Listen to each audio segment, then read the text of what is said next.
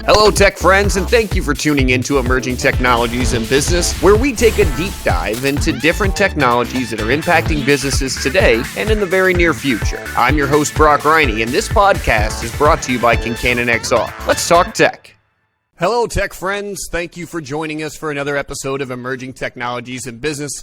Today, I get the chance to catch up with an old buddy of mine, Dave Koss, from Nexus Motion. They're a full-service motion design studio, including 2D and 3D motion graphics, animation, shooting, editing, as well as conception and design. Dave, thanks for being here, old friend. How are you? Good. How are you doing? Oh, man, I'm living the dream. I've got no complaints whatsoever. So, first of all, congrats on all the success at this point. I know that we've known each other since elementary school, realistically, and we went through high school together as well. You were my best friend's older brother. We all went through video and audio classes in high school, and things have really just exploded for you, really. So, first of all, congrats on all the success.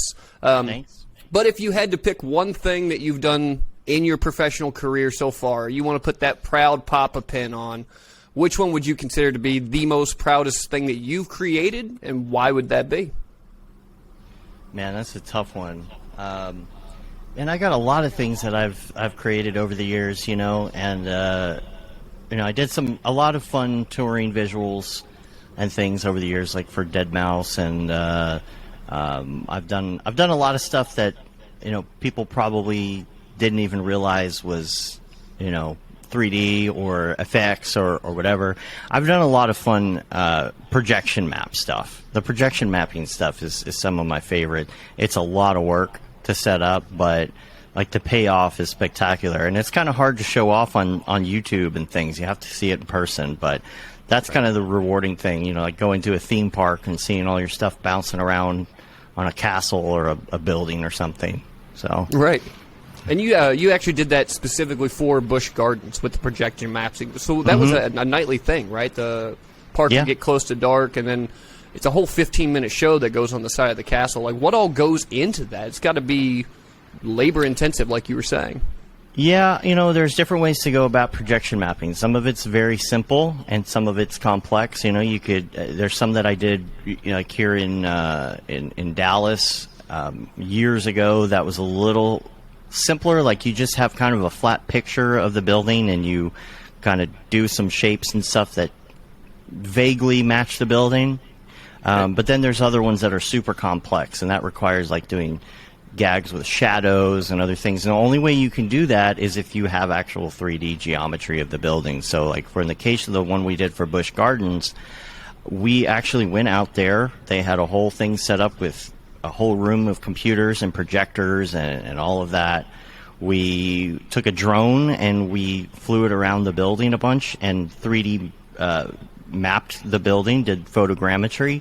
So we had a model of the building. So, if something flies past the building and a light is projecting on it, that shadow will cast accordingly.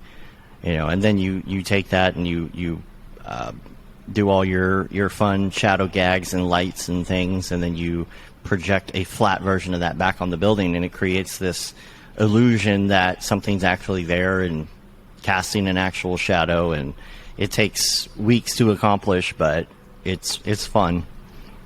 I can imagine it's got to be, like you were saying, a lot of time-consuming work, but once you start seeing all the pieces come together, really rewarding. And I got to go back and watch, just one of the ones from Busch Gardens, and it's just crazy to me how much work that has to take. Because like you were saying, with the shadows and how certain walls will curve, that's got to add an immense amount of complexity to it and time.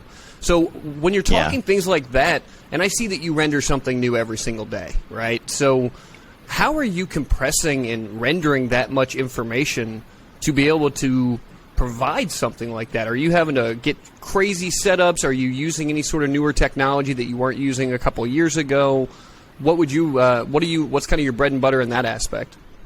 Well, we do a lot of GPU rendering, and GPU rendering is something that's really gained popularity, I guess, in the last 10 years.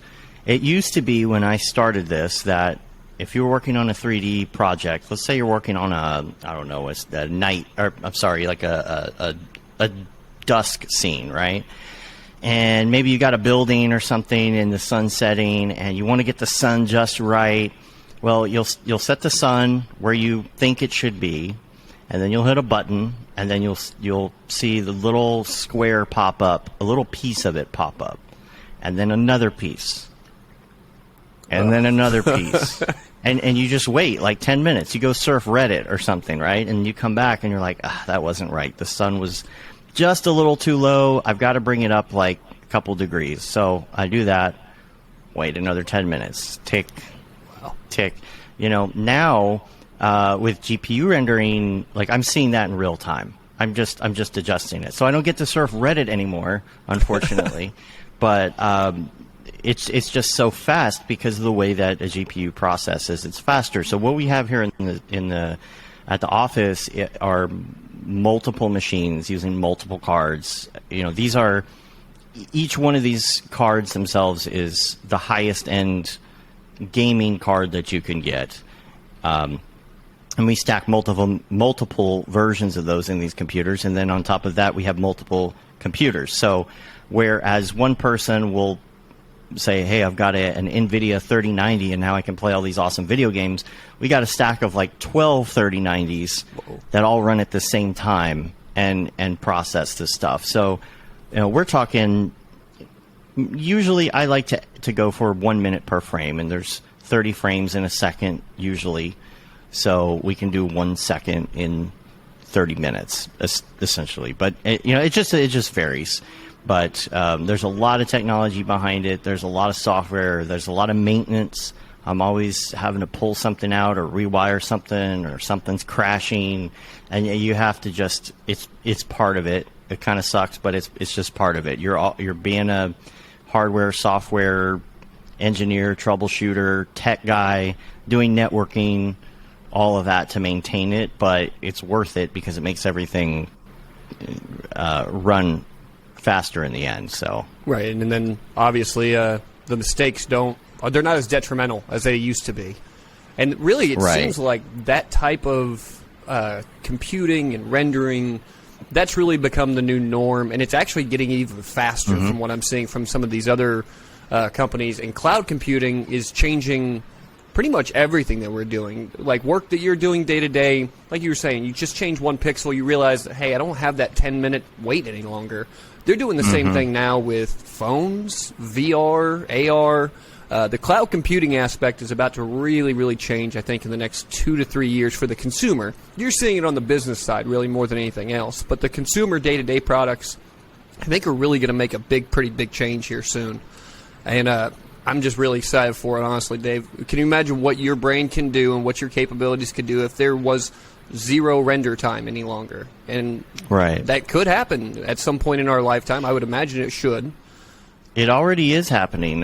Right now, there's a lot of buzz around Unreal. Unreal Engine 5 came out recently. Some aspects of it are still in beta, but that's more along real time. It doesn't look quite as good as what we're doing with this stuff, but this stuff we're doing is close to real time.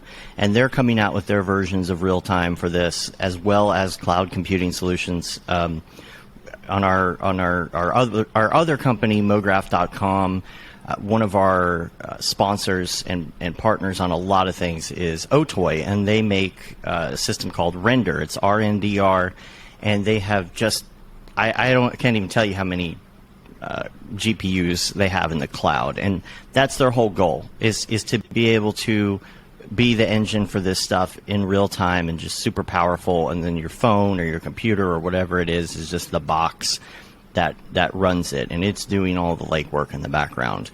So it's real time. You have to have real time to do AR and VR and all of that, because if there's any delay, it makes you feel sick. So it's all coming, and it's coming quick, and it's exponential growth. Right. As we've seen, like from the beginning of my career until now, it's just amazing. I never thought that I would be doing these things this fast. I was anticipating this would be 15 to 20 years down the line, kind of after you and I had retired, right? So when we were in high school, we were using the old Avid system to record and edit projects and everything like that, and we thought that was top of the line because it was at the time. Yeah. But 20 years, it was 20-something. I won't age us too badly here, but 20 years removed, we've gone so leaps and bounds ahead. And actually, to me, and feel free to tell me if you think differently, it's been a hockey stick too. So while it's been going up, it's even increased further and further and further as chipsets get smaller, as cloud computing is readily available. I just don't think that we're very far away from being able to pass a Turing test on a VR system soon. We're not quite there yet, but we're getting close. Yeah, we're getting close. I've seen some renders, at least from some friends. It's not real time, but some renders from some friends that I could not believe that. And they're people. That's hard to do, right? Where I could not distinguish them from a real person as a render. And yeah, it's just amazing what you can do too personally with your own gear at your house. You're talking about the Avid system that we edited on in high school. In 96, 97, that was the first nonlinear editing system any school had in Texas. It was the first school to have it. And that's and all it was you could take a VHS and put it onto your computer and then edit it. But that was a big deal. And now going into college, they had a few systems. Like maybe 4 or 5. We went to the same college as well. Yeah. Maybe 5 or 6 systems at some point, and then they got to the point where if you went to a high school, in the early 2000s, every kid had a computer they could sit at and edit, and now they can just all do it on their phone. Yeah, so that's the crazy part. Yeah, it has gotten pretty wild. Now, I would be remiss if I didn't bring it up because you did touch on it a little bit earlier. Tell me about your relationship with Canadian music producer DeadMau5. If I didn't ask that, I feel like I'm doing the audience a disservice. Well, it's funny, he hasn't used our services as much lately because he's gotten more into real-time stuff. And if you don't know about DeadMau5, his name is Joel Zimmerman. He's an interesting guy. He is not just a musical artist. He started out as like a graphic designer working at like magazines and newspapers, and then his career took off. So he's a nerd at heart, and he does all this real-time stuff with graphics and everything else, but at the time, it was kind of that middle ground before some of this live stuff, really real-time stuff, took off in the concert industry. He was trying to make this stuff himself. So he had enough of a background to be dangerous and start learning about some of this GPU rendering technology, such as Octane, it's made by Otoy, that company I was talking about that does the cloud rendering stuff. And I had been putting out tutorials. This is maybe 2016, 2017. I'd been putting out tutorials online about how to use some of this new GPU technology. And some random person who I've never been able to figure out who it was and thank them, but some rando on YouTube sent me a message and said, DeadMau5 is streaming. He always streams live, whether he's doing music or whatever it is. He just streams live everywhere. And they said he was streaming live, and at 10 hours and 52 minutes into his stream, he's watching your tutorial. I thought you might be interested in that. Wow. And I was like, really? I never would have known if that person would have told me. But I went in there, and he's sitting there watching my tutorial, laughing at my corny jokes about techno music or whatever I said. And he's just stepping through it and learning from me. And I was just like blown away. I had watched his masterclass, taken his masterclass on masterclass.com. I was into his music. It's not just like, oh, here's some celebrity. Like, this is a guy I was actually into. And the next day, I took like a screenshot of it and I posted it on Twitter. And I said, like, this made my day. Like, this totally made my day. He's watching, and that's all I said. And I tagged him in it. And then he hit me back up, and he was like, "Oh yeah, I love this stuff." And just on a whim, me and my co-host of my show, podcast, we do a podcast about motion graphics. We said, we'd love to have you on the show sometime. He's like, yeah, totally, I'll do that. We're like, wow. What? So he came on the show. He talked to us for a couple hours. We chatted about technology and his background and everything he's been doing.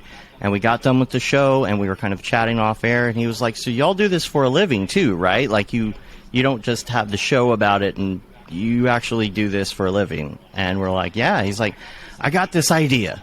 we'll have this jam. You guys come up here, hang out with me, and we'll do this. Like, NVIDIA had a whole setup for him already with all these gaming computers, NVIDIA logo on the wall in his basement. It's the same place he has his studio. It's a giant mansion in Toronto. He flew us up and another one of our friends, David Ariev, and we just sat there and jammed on graphics for his tour, like, for days, and stayed up all night, drinking Mountain Dews and playing video games in this crazy, crazy mansion that he has. Stayed in his house, in the bedrooms. That's so fun. Like, he's totally cool, totally, like, he's almost the exact same age as me, which is weird, because he's, just, like, ultra famous and rich, and I'm, like, just a graphics guy. But in the fact that we're the same age, we kind of had the same background, same sense of humor.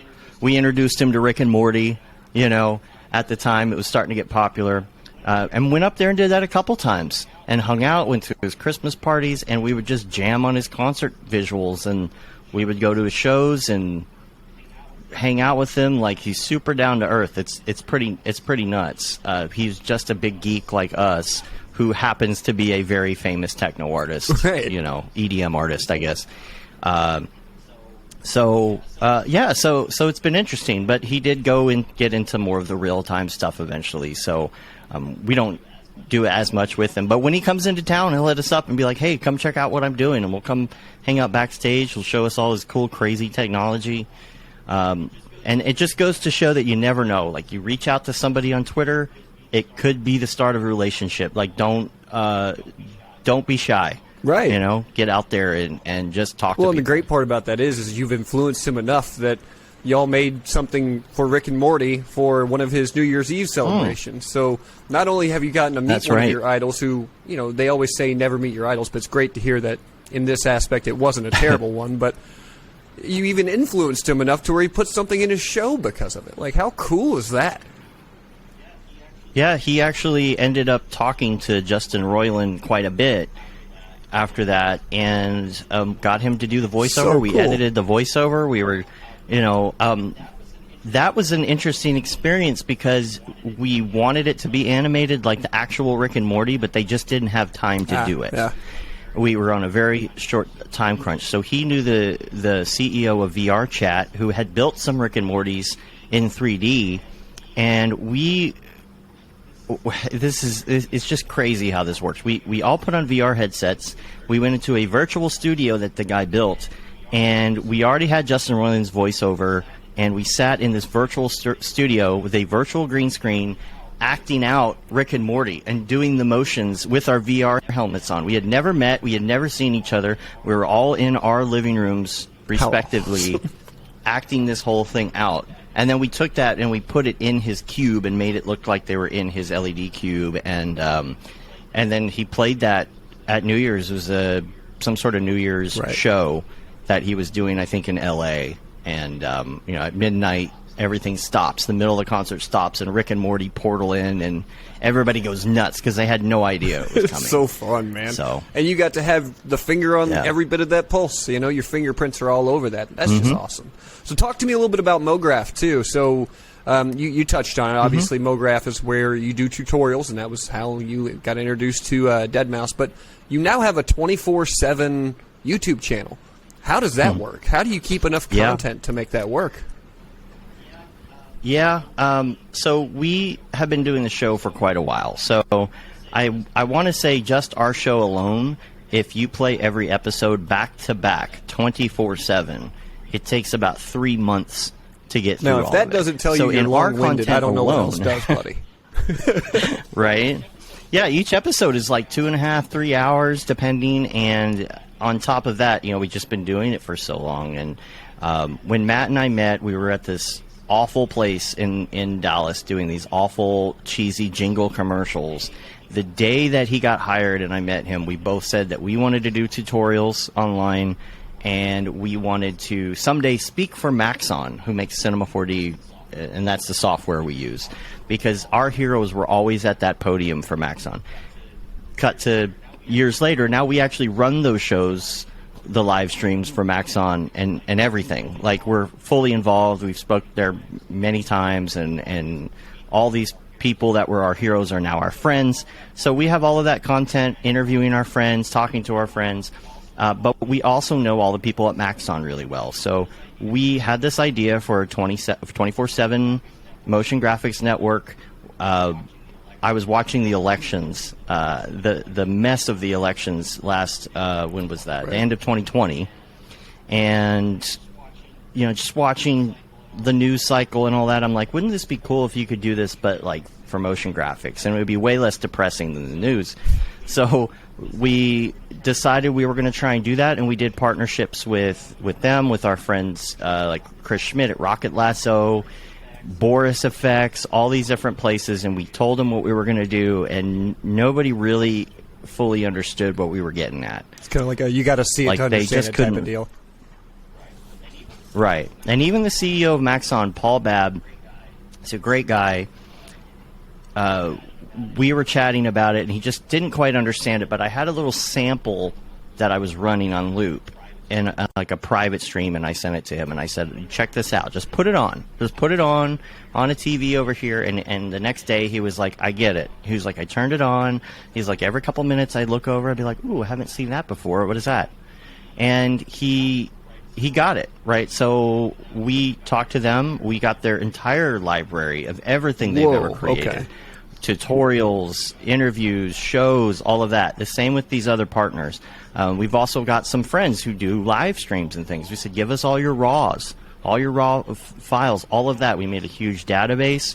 We use television station software to do scheduling. So you can look and see time code, all that. You can pull in other live streams on the fly, so our show is live on there. You put it on TV Let it run. and you just leave it on. We got commercials for our products. We did deals with all of these partners because they gave us the content for free. So we run their commercials in the commercial breaks. We have promos. We have bumpers. We have edutainment. We have interstitials. We try and build something that somebody's going to want to turn on. I'm watching it right now. It's up on my TV right now. Always leave it on. And then that now that came later, but before then, Mograph started doing yearly retreats, right? So it's Camp Mograph. And do you have another one coming up? Is it September? Yeah. Whenever you have them yearly? Yeah, Camp Mograph that's actually technically another company. Camp Mograph is 50% owned by Mograph.com and 50% Mark Sinosia, who's I see his face up on my Discord right now, actually. He's hanging out. We have a Mograph Discord, and people come in and hang and stuff. And when we do all of these meetups in different cities, we will end up getting like an Airbnb with a group of people, chilling, hanging out. But we're always going to a conference, and we're always going to a show, and everyone's trying to hurry. And we might go out, have some drinks and things, but we got to get to bed because we got to be up at 7 a.m., go to the next conference, do another live stream, do another event. And we were sitting there talking about it. We're like, I like when we're sitting in the Airbnb and we're just chilling and we're chatting about stuff. We're not in a rush to get anywhere. We're just talking. And Mark said, wouldn't it be cool if we could just do a retreat like that, like an unconference where we just kind of chill and maybe we work on a project or we just hang and there's no real agenda. So it evolved into a camping thing. So we started looking into it and getting ideas, and we're like, let's rent a YMCA camp, a summer camp, like off season, and let's do all the things you do at summer camp. Like, you want to draw, you learn about color theory with crayons, you want to learn about animation, you do flip books, and you get people from the industry, the word I hate, influencers, but get influencers to come and here's your favorite tutorial guy, and he's going to show you how to animate with a flip book. And then we're going to go kayaking. And then at night, there's a campfire chat, and somebody speaks. And on our second one last year, it was amazing because there's usually not cell service, maybe some Wi-Fi. But we had a camp fireside chat where you had to go trek down the side of this mountain to get there. There was no cell phone service. There was no anything. There was no sound. It was just silent. And I sat and took it in. Everybody was around the campfire, and somebody was, Beeple was speaking, actually, who's the second richest artist in the world now, who has been in this industry with us. He was one of those people at these conferences Right. with us, a friend Huge of ours. entity, You and know, just he's like a normal person. Yeah. Yeah, now he's worth like $100 million or something. And so he's speaking, and every single person is fixated on him because they can't get on their phone. They don't have any signal. There's nothing else going on. There's nothing else to do except be in that moment. And so you go out, you unplug, you relax, you talk to other people, and a lot of times it's hard to get creative when you're sitting in front of the computer. You have to get inspiration from other places. So we really like this. You come back refreshed, you get ideas while you're there, you talk to other people, you kind of like reset and regroup. And I come back every year with a feeling that I'm refreshed and I want to do something different. And it's nice to go do that every year now because you feel like you hit the reset button. And the one coming up this year, it's in Virginia. We're doing a beach theme. So it's another YMCA summer camp, but it has a beach. It's kind of like 60s beach vibe. You know, we try and do these themes and mix it up a little bit. One of our campfire speakers, Freddie Wong, is going to be there. He's a huge name in the industry. Get to meet these people, and it's just so intimate. And we're just thrilled it's so popular. We're thinking about doing more of them because it's just doing so well. It sells out. Oh my gosh! Yeah, within a minute whenever tickets go on sale. Like, you know, and that's such an incredible feeling. The first time it happened, we put the tickets on sale, and we went to the website and we're like, oh my gosh, the sales, the ticketing system crashed. Because it says we have no tickets available. What happened? Everything was good to go. And we're like, we have no tickets available. And people are trying to buy tickets. And we're like, no, they're actually sold already. That's, you know, we had no idea. We had no idea that it would be that popular. And so, I mean, that's a good problem to have.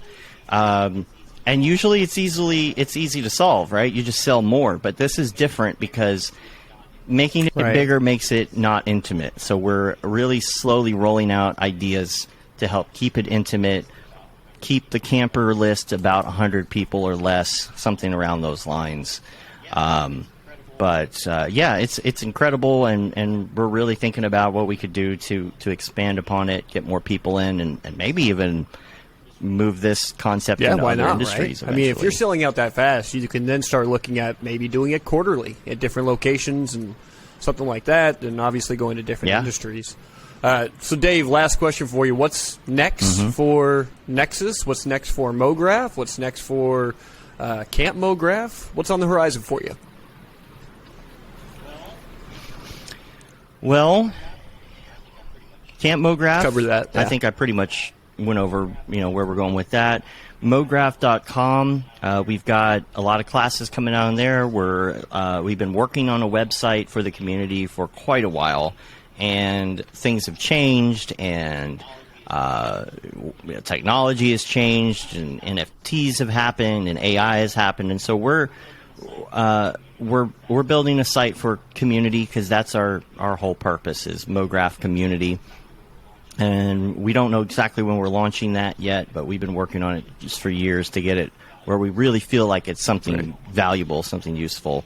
We don't want to launch it and have people just show up and bounce because there's nothing there for them. So that's something we're working on, for hopefully later this year. And then with Nexus, we're completely going through a rebrand right now pretty soon behind the scenes. Everything on the site, if you look at it now, it's old.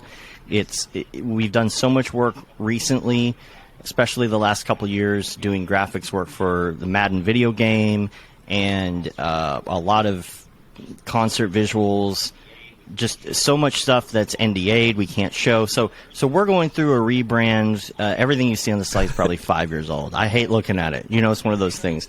But what they say in our industry, and I heard it from Nick Campbell. I don't know if he's the originator of this or not, but Nick Campbell at Grayscale Gorilla, who is one of the big mentors in the industry, he said that if you don't look at your reel and hate it a year later, then you're not getting better.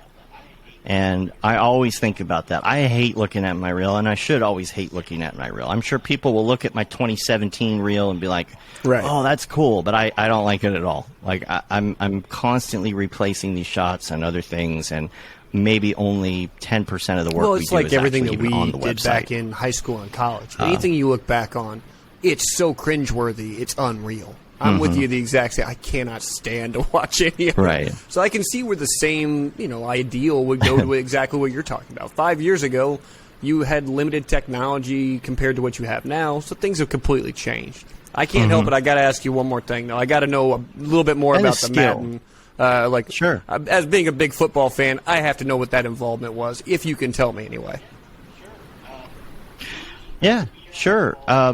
We are involved in making some of the graphic overlays, the video graphic overlays that happen. Like when you play a video game, there's a lot of real-time stuff, but there's a lot of stuff that isn't real-time. There's a lot of cutscenes. There's a lot of things they'll cut to. Sure. I can tell you off air exactly what it was, but there are a lot of companies that work on this together. It's a huge combined effort every year, and I got to tell you, we originally started working with them when COVID just started. I'm talking, the company was not doing great. Things had slowed down a little bit, and COVID hit, and we were really wondering what was the next step. Are we going to need a PPP loan? What's going to happen? And then we ended up getting the Madden deal, and Wow. that saved us. That fully saved us. We didn't have to get any PPP loans, and we've been working with them ever since on doing different graphic overlays and bumpers and things like that. There's a lot of graphics in there that look kind of like existing graphics, like mimicking like Monday Night Football or Thursday Night Football, whatever it is. And so we'll do stuff like that, and it's video, and you're playing the game, and it cuts to a thing, and you see a little graphic, and that's Super something cool. that So, we've worked Dave, I'll on. wrap it up. So, Where can all of our audience members find you guys? Like, is there a certain website that you want to point them to, social media handle that you prefer? if you're just looking for me, you can go to mograph.com, and you can send an email there. You can find me at nexusmotion.com. We are going through a rebrand. If you want to see some of my recent work, though, my Instagram is MographDave. That's where you can see my renders and things that I'm personally working on. But our show, most of the stuff that we do is on mograph.com right now. So there's plenty. I'm sure if you Google you're not hard you'll to find, that's for sure. Tons of stuff. Hopefully all good. That's going to wrap it up for today's episode. I want to thank Dave again for being here with us. And, of course, if you like this content or like this episode, give this episode a like on YouTube. Leave a comment about what tech you want us to discuss on future episodes. And, of course, subscribe to our channel. I want to thank Kincannon XR for sponsoring this podcast. You can find them at Kincannon XR on all social media, as well as our podcast specifically at ETIB Podcast on social media as well. With that, I've been your host, Brock Riney. Have a great day, and we'll talk some more emerging tech next time.